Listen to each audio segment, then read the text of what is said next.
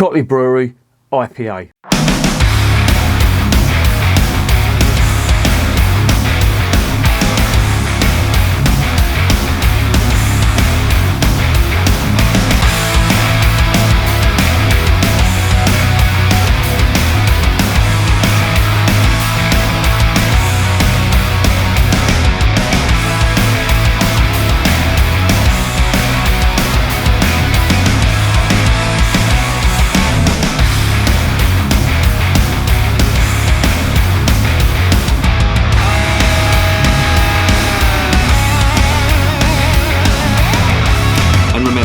Life is too short to be drinking shitty beer.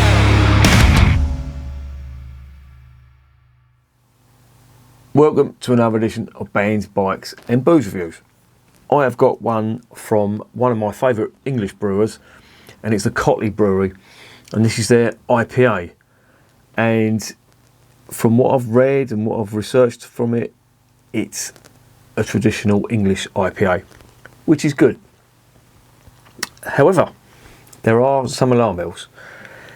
It is quadruple hopped, and it says it's quadruple hopped for quadruple the flavour. By quadruple hopped, I'd love to know what they mean by that. Is it, dry hopped? Is there hops thrown in at every single stage? So you've got the boil, the rest, the fermentation, the whirlpool. I really would like that to be made clear, just so as you know what they mean by quadruple hops, because that term is so loosely used. If you put 4 hops in a beer, arguably you could say that is quadruple hopped. Personally, I don't think it is. I think it means that it's had hops added at various stages. Well, in fact, all the stages of the brewing, and that's why it's called quadruple hopped. Does it mean that there's more flavour? Well, that's one of them statements that you can argue about. You could throw hops in at every stage, and if it's shit to start off with, it doesn't mean it's going to be great just because you throw more hops at it. But that's the insinuation. However, as I always say, it's all about the tasting. So I'm going to take this with a pinch of salt. What they have got going in their favour is they really are a good brewery, and I have tried one bad beer from them, and it was really bad. It was their porter, and I was really disappointed because everything I've tried before that was really good. No, it wasn't really good, it was outstanding. And I was really disappointed in that porter because I thought, that was going to be another real standout porter, and it tasted really bad. There was something going on with the yeast in that, and it wasn't good. And now, that sort of, that myth has now been broken that they can't do anything wrong, and that's a real shame. So I'm hoping that this is really gonna, put them back up there where they belong, because honestly, everything they've done before that, I've tried the Osprey, the Tawny Owl, the Barn Owl. I mean, they were 3 outstanding beers. And if you ever come across this lot, if you're down they're from Somerset, so, if ever you're down there and you come across a pub that's selling their beers, I would wager that the stuff they've got on cask is absolutely amazing. And they are the original craft brewers. They've been going since 1979. They've been brewing beer in small batches just for the local area. They didn't have, at the time, the means that craft brewers have now. You couldn't buy their beer online. They didn't have the big pub chains to pump their beers out to. I never saw this when I was growing up, Cotley stuff. And, it's a shame that I didn't, because it really would have turned me onto them, because from what I've tasted out of the bottle, it's been amazing. I can only imagine what it tastes like on cask. So with that in mind, just a quick little bit about the beer. This is an English IPA, and this is what they do. They do traditional beers, and they make a point of saying that that's what they do, and they sponsor the local charities. Even the Royal Marines, who are based down not too far from them in I can't remember the name of the place, but there's an RAF base down there, somewhere in Somerset. I'll put the name up here. They had a beer, I think it's called Yompin or something like that, which is army slang for doing false marches and stuff like that. But they did that in tribute to 40 Commando when they came back from Afghanistan, which is good. And they've also done beers in the tribute to the local railway, the local steam railway and all that. And I think, you know, that's what it is all about. I think, you know, when you're brewing craft beer, just give a little back to the community as well. And that's what I love, you know, all these fucking ponces giving it all the bigging about, you know, oh, look at us brewing fucking American IPAs, 1,000 different brands of IPA, you know, fucking, you know, you're boring, mate. Anyway, let's stop having a rant, and let's get into this beer.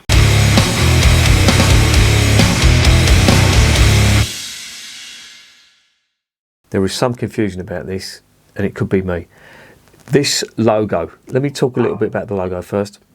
On the side of it says IPA, Cotley IPA was first created by head brewer Guy Bradley and adjusted to perfection in the brewery's 35th anniversary year. Their 35th anniversary or anniversary IPA has the same label on it, and I thought this was the anniversary IPA. It's not. It says it contains a blend of 3 bittering hops and a beautiful aromatic Motueka hop from New Zealand. Now there's 3 bittering hops here. They don't say what the bittering hops are. I imagine there's some kind of traditional British hops. I'm not going to say I know what they were because I don't, so I'm not going to guess.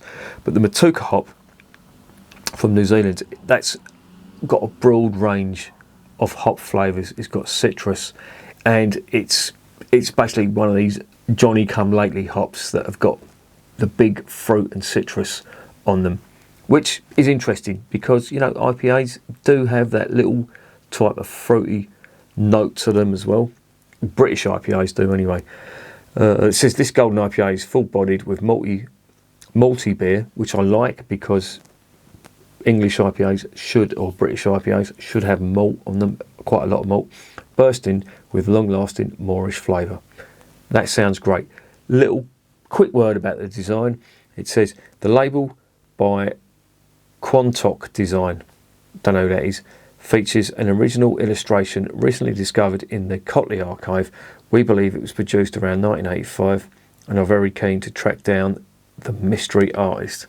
So if you drew that, get in touch with them. You could have free beer for life, and believe me, I would say it's me, but I can't draw to save my fucking life.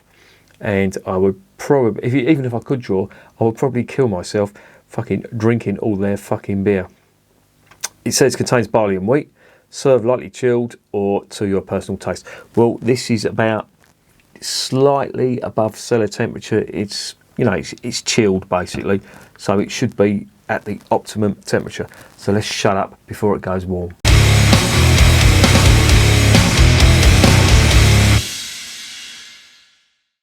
Okie dokie, let's get this open.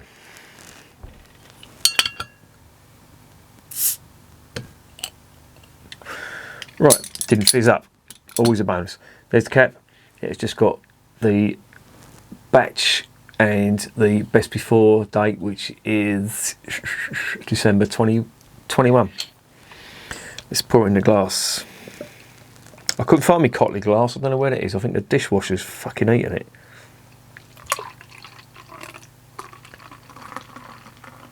I'm going to try and get in a bit of an aggressive pour because there wasn't much head on it. What are we getting on the nose? Oh, nice. Biscuit malt. Biscuit malt and fruit. But not tropical fruit. Smells quite nice, but the aromas are a little bit subdued. You have to sort of dig in to get them. Doesn't smell too bad though. I have smelt a lot worse. And I'm just going to try and get a bit of an aggressive pour going to get the head on that. And there it is in a glass. Clear as a bell. Amber colour. One finger, foamy white head. That's probably because I've been giving it a little bit of an aggressive pour. I'll get the rest in the glass, yeah. Before I do, there is the label. If you drew that, get in touch with them. You could be onto a lifetime supply of beer. Which, believe me, I would fucking love to do. That looks lovely. Smells really nice. Loads of biscuit malt coming out of it, and it does smell like a traditional British IPA. Now, it's just one word before I dig in. It is 4.4%. On the Beers of Europe site, it says it's 4%. I'm going to go with the brewery who say it's 4.4%, which is, you know, that's low for an English IPA, but that's what they've done. So there you go. Anyway, let's get it down the hatch.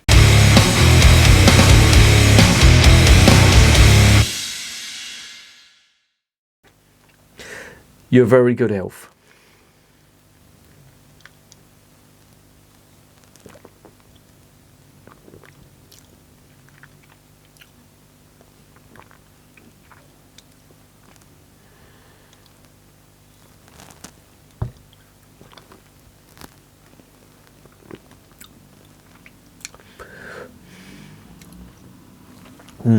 That's interesting. When they said they used 3 hops for bittering, they were not joking. There is a real bitter flavour on this. Bitterness and biscuit malt. But I do get that Cotley yeast that they use in all their beers. It's in this as well. And I don't know what they've put in that yeast, but it must be crack cocaine, because it does make it fucking very Moorish. They were not joking.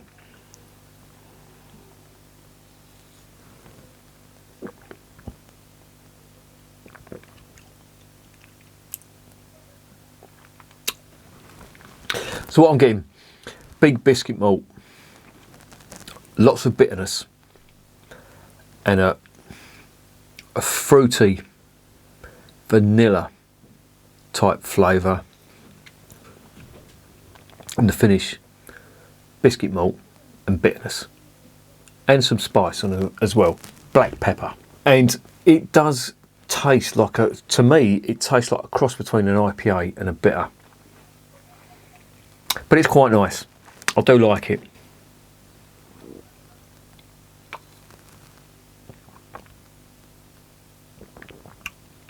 It's quite full-bodied as well. And that is one thing that Cotley do get right.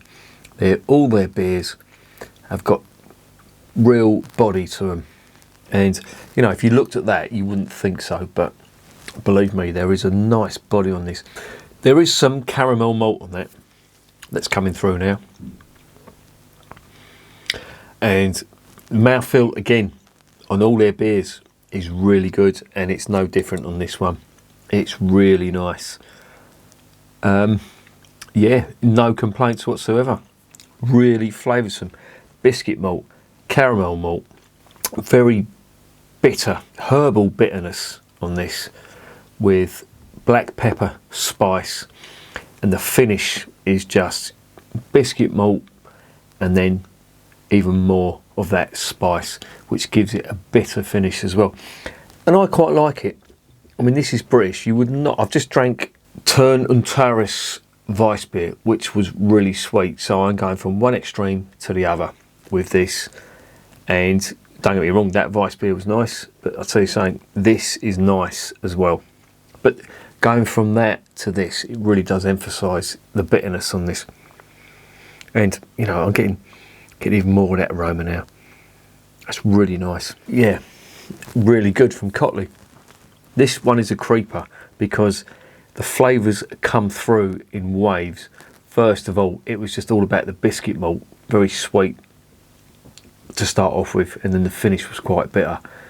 Then you sort of palate adjusts to it all, and then the caramel malt comes through, and then you've got the full spectrum. But when they say they use 3 hops for bittering, you do get that as well. There is a nice bitterness to this, which unbelievably makes it moreish. Perfect balance between bitter and sweet. Again, another winner from Cotley. Very nice traditional English IPA. Different though. If I was to compare this with Bengal Lancer or any of the other IPAs, the Sam Smith's IPA, the Shepherd Neame IPA, in fact this has got more in common with the Shepherd Neame IPA, which was one of my favourites. It's got that flavour that goes back to the past, which includes caramel and toffee malt. The Americans have just taken that style and just blown it out the water and made it their own. But the real IPA, and when I say real, I mean the English IPA, because that's where it came from. It should have some toffee malt and it should have some caramel malt, because that's how it was.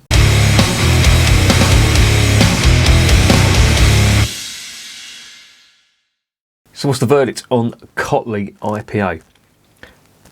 It's a creeper.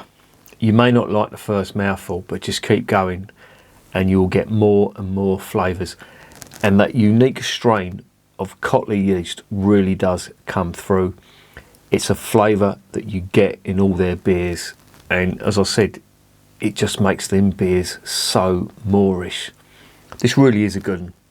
And I have to say, I wouldn't say it's as good as a Shepherd Neame. That will really take some beating. But this has got a lot in common with it. I think it's taken on that tradition.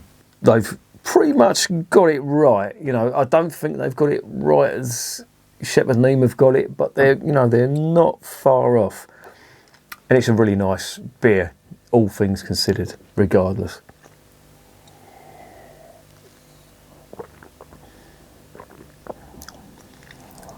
That toffee malt really does come through.